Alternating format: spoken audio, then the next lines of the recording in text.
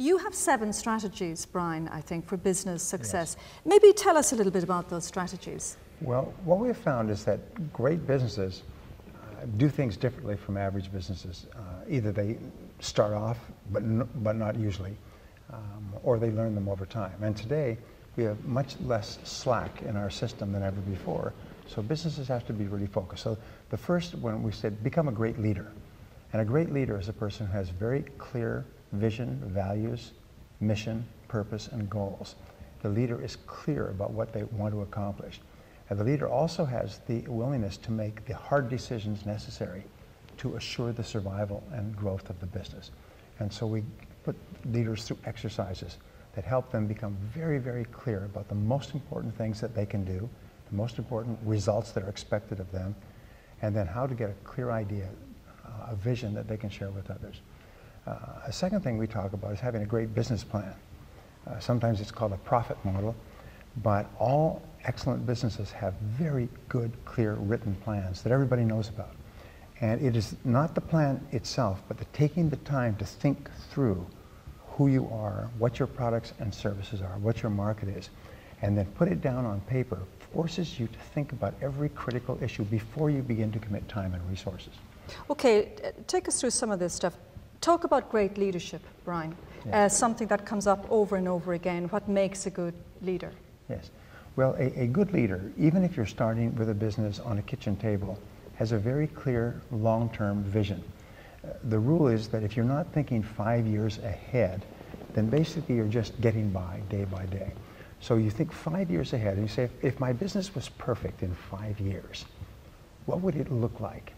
What sort of level of sales would I have, level of profitability, size of company, number of locations?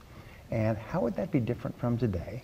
And what could I do starting today to begin creating that ideal business of the future? The most important vision that a leader can have is the vision of excellence, of doing something for their customers in an excellent way. Because if you don't have a vision of excellence, you won't even actually reach mediocrity. And then there's nothing that more excites and inspires people than to be working for a company that's committed to doing something great for their customers.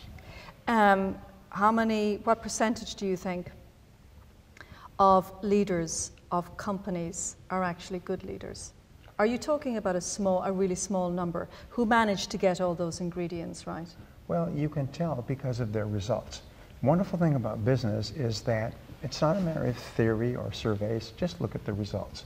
A company that has great leadership, and that's not the only thing, but it's absolutely essential. It's like having a driver of the car. You can have everything else in the car is important too, but you've got to have a driver. So a company that is doing well is getting good results. The people are happy, the company is growing, it is selling large amounts of its product or service, it's making profits, it's creating opportunities. So you can tell great leadership. Another thing you talked about is having a good business plan, having a very clear vision. Say when you initially start off a business though, yes, you mightn't necessarily know completely where it's going to go because a lot of this might materialize as you go along. Yes. So what do you do at the very beginning? You might have a broad vision, but it mightn't necessarily be completed. There could be bits missing because you don't know exactly what would fit and what might develop at a certain stage. Well, it starts with what is the purpose of a business, and the purpose of a business is to create and keep a customer. Everything in a business is getting customers. So then you go step back one, and there's an old saying that before you do anything, you have to do something else first. So you step back and say, what are the products and services that people really need and want and will buy in sufficient quantity that I can make a profit? And then you look around, or you look at what you have. And in the business plan, what you do is you say, all right, how much will it cost me to bring this to the market? How much can I sell it for with competition? How will I sell it? How will I market it? How will I get the finances, technology, resources, offices? But especially what else is available out there? So you have to do really good market research before you launch a product to make sure that you're accurate. Every year, 80% of products and services fail. New products and services fail.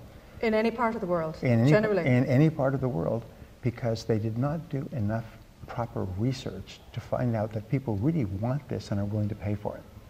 But you've also said as well that, you know, don't spend months maybe investigating and developing business plans or whatever it might be, you know, but go out and start doing it. So what we teach is if you have a new product or service idea, immediately go to a customer who you think would be the kind of customer who would buy it and say, here's my new product or service idea. Would you buy it? How much would you pay for it? And if you don't like it the way it is, what would it have to be different for you to buy it then? And customers are remarkably candid. Your customers will make you rich if you ask them in advance, what do you want and need, and then go back and give it to them. But most people will launch a product or service without having spoken to a customer yet. And of course, feedback is very important as well in that scenario. I think you tell a great story about a restaurant nearby you, which even in times of recession does very well. Tell me a little bit about that story, because I think it perfectly illustrates the analogy of a business that keeps going back to get customer service and really appreciates its customers.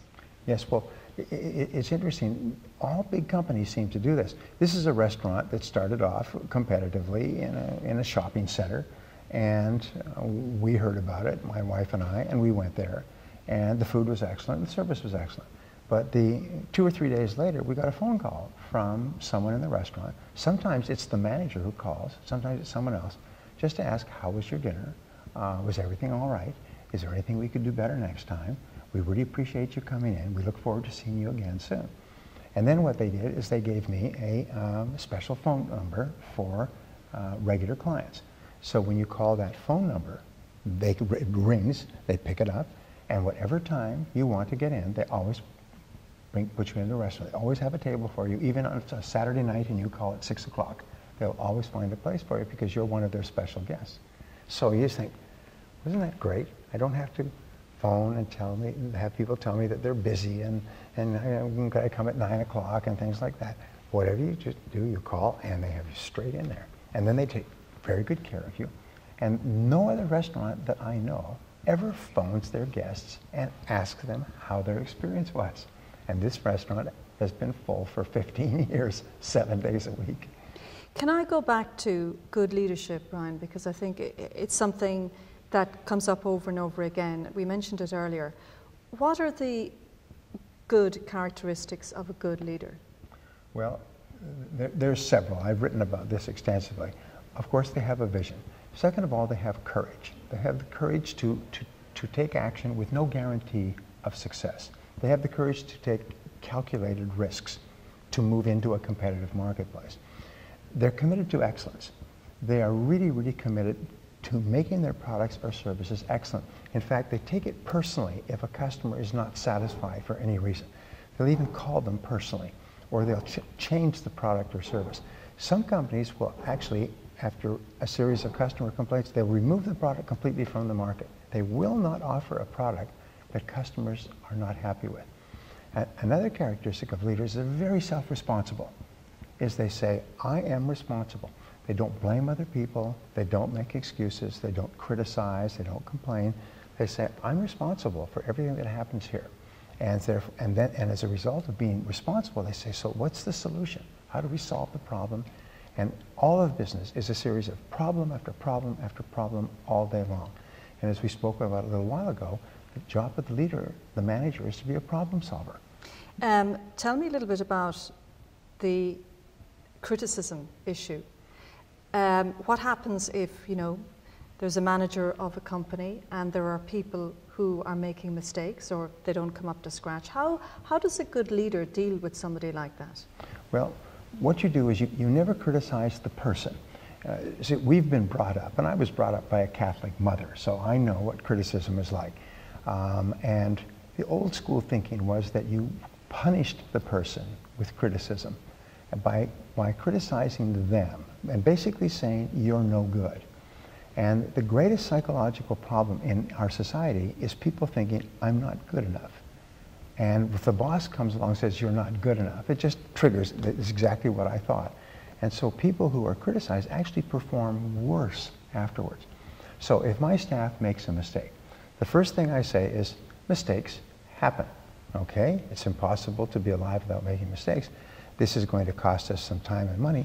So what did you learn from this that we can do next time? And the magic words are next time, or in the future, how will we handle this? What will we do next time? Or next time this comes up, why don't you do this? So you always keep your staff focused on the future, which is always positive. And they learn, and people want to do a good job. They just need help and guidance and input. So always focus on the future. But you seem to be talking about a leader who is quite self-effacing, who doesn't really maybe have a huge ego, who's very prepared to accept responsibility. Yes. I know plenty of leaders who wouldn't fall into that category. In fact, they'd be maybe quite the opposite. Yes, that's true. Jim Collins wrote a best-selling book about 5 years ago called Good to Great. How do companies go from good to great? They studied 1,100 companies, and one of the factors was what they called level 5 leadership. Level 1 leadership is where the leader is completely involved in their own ego. Level 5 leadership is where the leader is very determined that the company is successful, but very low-keyed about it. Everybody knows that this person is committed to the company, but they're not. They have their egos under control. They're very friendly. They're thoughtful. They ask a lot of questions. They listen carefully, and they allow everybody else to bloom like flowers. Very interesting. They have their egos under control. Yes.